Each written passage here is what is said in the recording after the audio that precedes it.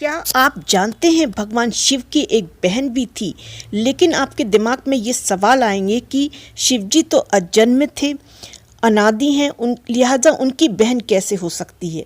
लेकिन हम आपको बता दें कि शिव जी की एक बहन भी थी और जिसे उन्होंने अपनी बहन को माता पार्वती की इच्छा पर उत्पन्न किया था। दरअसल माता पार्वती की इच्छा थी कि उनकी एक ननंद होती तो उनका मन लगा रहता। चूंकि भगवान शिव अजन्मे थे इसलिए उनकी कोई बहन नहीं थी।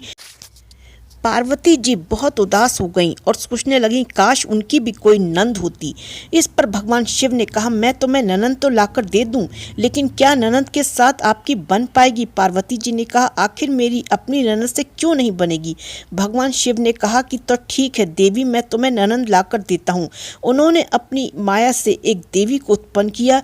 ये देवी बहुत ही मोटी थी और उसके पैरों में दरारें पड़ी हुई थीं। शिव जी ने पार्वती से कहा ये लो तुम्हारी ननंद आ गई और इसका नाम असावरी देवी है।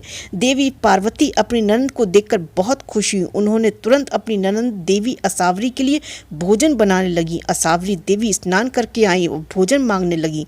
देवी पार्वती ने भोजन परोस दिया। जब असावरी देवी ने खाना शुरू किया तो पार्वती जी के भंडार में रखा सारा भोजन खा गईं। उन्होंने महादेव के लिए भी कुछ नहीं छोड़ा। इससे पार्वती जी बहुत दुखी हो गईं। देवी पार्वती ने इसके बाद अपने ननंद को पहनने के लिए वस्त्र दिए तो मोटी असावरी देवी के लिए छोटे पड़ गए। फिर पार्वती जी उनके लिए दूसरे वस्त्रों का इंतजाम करने लगी। इसी बीच ननंद असावरी देवी को अचानक मजाक सूझा। उन्होंने अपने पैरों की दरारों में पार्वती जी को छुपा लिया। इस पर पार्वती जी का दम घुटने लगा। महादेव ने जब असावरी देवी से पार्वती के बारे में पूछा तो उन्होंने झूठ बोल दिया। जब शिवजी ने दोबारा पूछा तो असावरी देवी हंसने लगी और जमीन पर पांव पटक दिया। इससे पैर की दरारों में दबी देवी पार्वती बाहर आकर गिरी।